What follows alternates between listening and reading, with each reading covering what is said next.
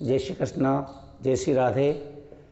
मेरे प्रिय साथियों और सभी धर्म प्रेमियों को पंडित अशोक शर्मा का नमस्कार। पिछली कथा में हमने आपको विराम दिया था कि जो भी कार्तिक मास का व्रत करता है वो सभी पापों से छुटकारा पा जाता है और धन धान्य को प्राप्त होता है, पुत्र पौत्रादि के सुखों की प्राप्ति करता है। इसके बाद अगली कथा में हम आपको बताने जा रहे हैं कि देवर्षि नारद ने राजा पृथु से कहा कि हे राजन, कार्तिक मास का जो भी व्रत करता है उन्हें कार्तिक मास का उद्यापन किस प्रकार करना चाहिए वो विधि आपको बताता हूँ। ध्यानपूर्वक सुनिए।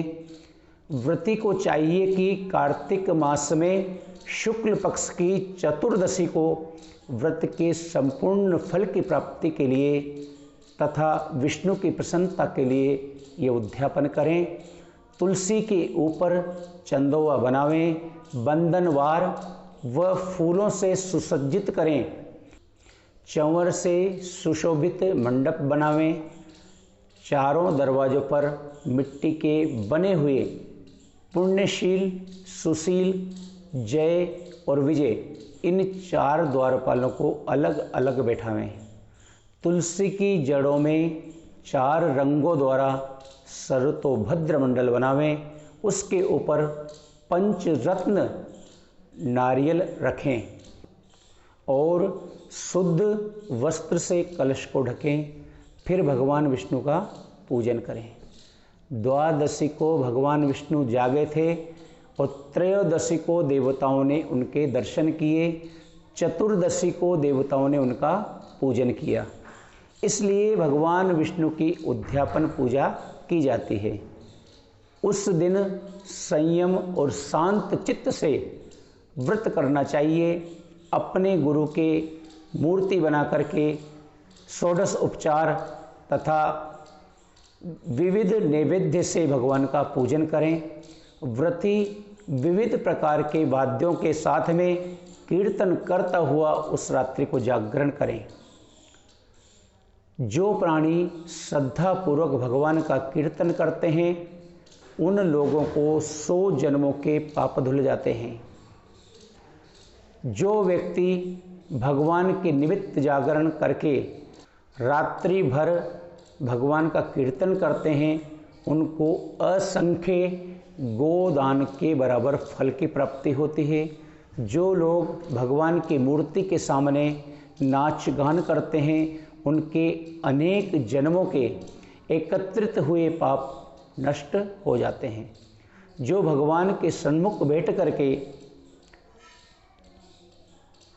कीर्तन करता है और बंसी आदि बजा करके भक्तों को प्रसन्न करता है और भक्ति से रात्रि भर जागरण करता है, उसे करोड़ों तीर्थ करने वाले का फल प्राप्त होता है। रात्रि भर जागरण करता है उसे करोड़ों तीर्थ करने का फल मिलता है। पूर्णमासी को पत्नी सहित वेद पाठी ब्राह्मणों को या केवल एक ही श्रेष्ठ ब्राह्मण को उसकी पत्नी सहित आमंत्रित करें और उन्हें खीर आदि का मधुर भोजन करवाएं और उनको यथाशक्ति दक्षिणा देवें। क्योंकि पूर्णमासी को ही भगवान ने अपने भक्तों को वरदान दिया था और मत्स्य रूप धारण किया था। अतएव उस दिन जो दान, हवन, जप आदि भगवान विष्णु के निमित्त किया जाता है वह अक्षय फल देने वाला होता है। इसलिए व्रती 3 या 1 ब्राह्मण को सपत्नी के सामर्थ्य अनुसार भोजन करावे। उन ब्राह्मण को अपने सामर्थ्य के अनुसार दक्षिणा देकर के प्रणाम करे और बाद में भगवान विष्णु की पूजा करके अन्य देवताओं तथा तुलसी व कपिला गाय का पूजन करे।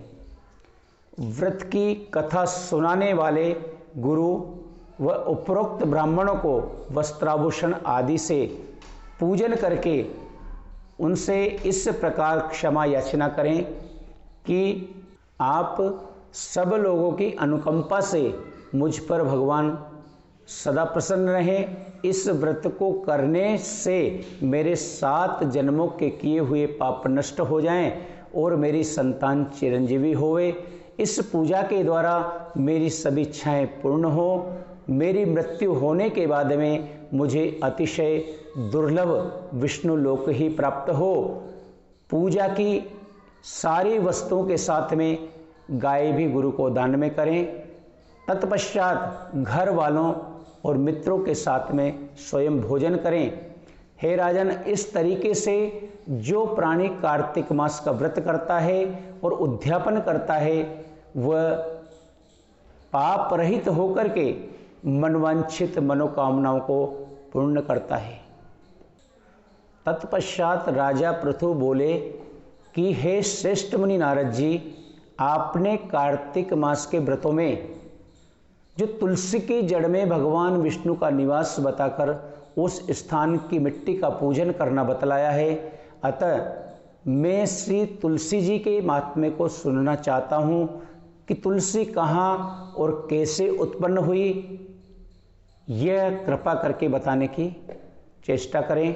तब देवर्षि नारद ने कहा कि राजन, आप सावधान होकर के तुलसी जी की महत्ता तथा उनके जन्म का प्राचीन इतिहास सुनिए।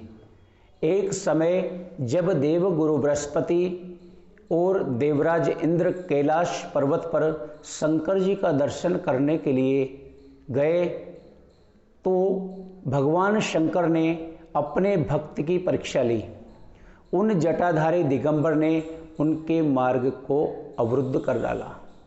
यद्यपि वह तेजस्वी, शांत, लंबी भुजा, चौड़ी छाती वाले गौर वर्ण अपने विशाल नेत्रों से युक्त तथा सिर पर जटाधारे वैसे ही बैठे थे।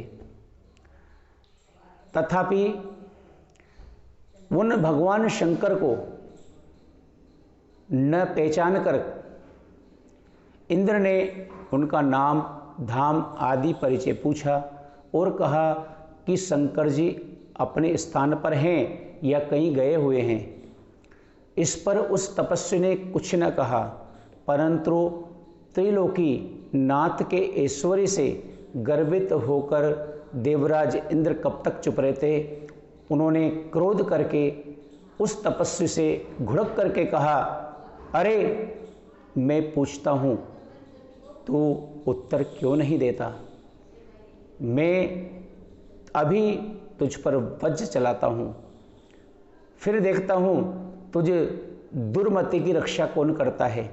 ऐसे क्रुद्ध होकर के इंद्र ने जो ही उस दिगंबर को मारने के लिए हाथ में वज्र लिया, त्यों ही भगवान शंकर ने वज्र सहित इंद्र का हाथ स्तंभित कर दिया और विकराल नेत्र कर भगवान शंकर ने उसे देखा। त्यों ही ऐसा व्यतीत हुआ मानो वह दिगंबर प्रज्वलित हो उठा हो और तेज से जला देगा। भुजाएं स्तंभित होने से इंद्र के क्रोध और दुख का अंत न रहा। परंतु जो ही बृहस्पति जी ने उस पुरुष को प्रज्वलित हुए देखा, त्यों ही अपनी बुद्धि से उसको शंकर भगवान जान करके प्रणाम किया और दंडवत कर बहुत सी उनकी स्तुतियां कर डाली। फिर इंद्र ने भी भगवान शंकर से कहा कि हे दीनानाथ, हे करुणा निधान, हे देवों के देव महादेव, अपना क्रोध रोककर इंद्र के अपराध को क्षमा कीजिए। बृहस्पति के ये वचन सुनकर महेश्वर गंभीर वाणी में बोले कि मैं अपने नेत्रों से निकले हुए क्रोध को कैसे रोकूं। तब बृहस्पति ने कहा कि भगवान, भक्तों पर दया करनी चाहिए। आप अपना भक्त वत्सल नाम सार्थक कीजिए। आप अपने इस तेज को कहीं और स्थापित कर दीजिए और इंद्र का उद्धार कीजिए। तब भगवान शंकर ने गुरु बृहस्पति से कहा कि मैं तुम्हारी स्तुति से प्रसन्न हूँ। जो तुमने इंद्र को जीवन दान दिलवाया है, मैं विश्वास करता हूँ कि मेरे नेत्रों की अग्नि अब इंद्र को पीड़ित ना करेगी।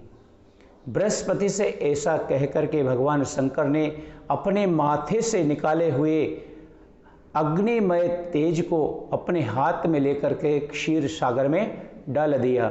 फिर लीलाधारी भगवान अंतर्ध्यान हो गए।